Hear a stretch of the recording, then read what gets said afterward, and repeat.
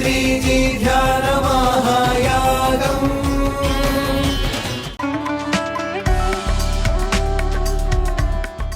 Dear masters, my dear friends and my dear God's, దృష్టిని బట్టే సృష్టి ఉంటుంది అని తెలుసుకుందాం. మనం చూపుని బట్టే చూడబడేది ఉంటుంది.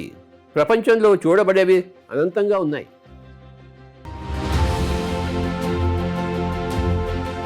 కానీ మన చూపుని బట్టే అవి మనకి ప్రత్యక్షం అవుతాయి, లేకపోతే అవి కనుమరుగవుతాయి. మనకు కనపడవు, అవి ఉన్నా కానీ మనకు కనపడవు. ఇది గొప్ప సూత్రము, ఆధ్యాత్మిక సూత్రము. గౌతమ బుద్ధుడు బయటికి వచ్చి ఒక చావు చూశాడు, ఒక ముసలితనం చూశాడు, ఒక రోగాన్ని చూశాడు. ఆయన చూపు వేరే, మన చూపు వేరే. మనం రోజు చూస్తున్నాం కానీ మనకి బుద్ధత్వం రాలేదే. ఇది మామూలు అనుకుంటాం మనం. ఆయన ఎలా చూశాడు, ఇదేమిటి ఇలా జరుగుతుంది? ఆయన చూపు వేరే. వెంటనే నిర్ణయించాడు, నేను వెళ్తున్నాను తపస్సు చేసుకోవడం కోసం, నేను దీనికి కారణం తెలుసుకుంటాను అని చెప్పేసి. ఇంకో సన్నివేశం తెలుసుకుందాం. అటువైపు భీష్ముడు ఉన్నాడు సేనా నాయకుడుగా కౌరవులకి, ఇటువేమో అర్జునుడు యుద్ధం చేస్తున్నాడు మిగతావాడు. 10 రోజులు అయిపోయింది. భీష్ముడు అంతా సర్వనాశనం చేస్తున్నాడు పాండవుల సైన్యాన్ని. పాండవులేమో ముందుకు వెళ్ళలేకపోతుంది, ఎందుకంటే భీష్ముడు అడ్డంగా ఉన్నాడు అక్కడ. 10 రోజులు అయిపోయింది. కృష్ణుడు ఇదంతా చూస్తున్నాడు, రథం సారథి కదా. కోపం వచ్చింది కృష్ణుడికి. అర్జునుడు వైపు కోపంగా చూశాడు. ఏమిటి నువ్వు చేస్తున్నావు? మీ తాతగారిని ఎందుకు చంపడం లేదు? నేనే చంపేస్తాను పోయి చక్రం పట్టుకుని వెళ్ళాడు, ముందుకు దూకాడు. అర్జునుడు వచ్చి కాళ్ళ వెళ్ళా పట్టుకున్నాడు. ఎందుకంటే కృష్ణుడు చెప్పకూడదు, ఆయన చెప్పిన దానికి ఆయన విరుద్ధంగా చేస్తున్నాడు. చేయక తప్పలేదు ఆయనకి. కాళ్ళ వెళ్ళా పడ్డాడు, నేను చేస్తానని చెప్పేసి. అంతవరకు ఏం జరిగింది?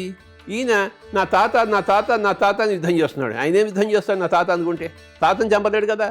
నా తాత కాదు, అక్కడ ఉన్నది నా ప్రత్యర్థి, ఒక సేనా నాయకుడు, దుష్టుడైన కౌరవులను సపోర్ట్ చేస్తున్నవాడు అని అనుకుని యుద్ధం చేస్తే జయించేవాడు.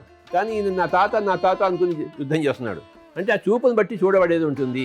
అర్జునుడు ఒక మనవడిగా చూస్తున్నాడు, ఆయన తాత అయ్యాడు. అర్జునుడు ధర్మ యుద్ధం చేస్తున్నట్టు అక్కడ అధర్మ యుద్ధానికి ఎగెన్స్ట్గా ఉంటే ఆ తీరు వేరేగా ఉండేది. అందుకే 10 రోజులు అయిపోయింది. అది శ్రీకృష్ణుడికి నచ్చలేదు. కనుకనే ఆ అర్జునుని దృష్టిని మరల్చాడు, చూపుని తిప్పాడు. అప్పుడు అర్జునుడు నిశ్చయించుకున్నాడు. అప్పుడు అర్జునుడు వేయడం మొదలుపెట్టాడు గట్టిగా. ఆయనకు తూటు పడ్డాయి. అప్పుడు అర్జునుడి బాణాలు ఆయన శరీరానికి చేరాయి. ఆ దృష్టి మార్చి ఆయన బాణాలు వేయడం మొదలుపెట్టాడు. దాంతో ఆయన కింద పడిపోయాడు ఆ తూట్లతో. మహాభారతం కానీ రామాయణం కానీ ఏదైనా కానీ గొప్ప గొప్ప సత్యాలను మనకి ఇస్తుంది. మనకి తండ్రి అరణ్యానికి వెళ్ళమని చెప్పాడు. శ్రీరాముడు వెంటనే ఒప్పుకున్నాడు. ఆయన మనసులో ఏ ఇతర భావన లేదు. సరే స్వామి, సరే తండ్రి అన్నాడు, వెళ్ళిపోయాడు. ఎదురు తిరిగి ఉండవచ్చు, నేనే కదా పెద్దవాడిని, నా రాజ్యం నాకు కావాలని చెప్పేసి. ఎవరా కైక అని దాన్ని తుంపేసి ఉండవచ్చు. రాముడు తన రాజ్యం చేయొచ్చు, కానీ ఆయన చూపు రాజ్యం మీద లేదు, వర్తమానం మీద లేదు, భవిష్యత్తు మీద ఉంది. భారతదేశానికి అంతా ఒక మార్గాన్ని చూపించే ఆ చూపు ఉంది. కనుక భారతదేశానికి అంతా రాబోయే కాలానికి అంతా ఒక మార్గం చూపించడం కోసమే ఆయన అరణ్యానికి వెళ్ళాడు. 14 సంవత్సరాలు సంతోషంగా వెళ్ళాడు. ఆయన చూపు వర్తమానం మీద లేదు, భవిష్యత్తు మీద ఉంది. Thank you very much my dear friends. చూపును బట్టి చూడబడేది ఉంటుంది. ఈ సూత్రము తెలుసుకుని, శ్రవణం విని, మననం చేసుకుని అభ్యాసంలో పెట్టుకుంటే మనకి సాక్షాత్కారం అవుతుంది. అప్పుడు మన సాక్షాత్కారం అయిన తర్వాత మన లోక కళ్యాణం చేస్తాం my dear friends. Thank you very much.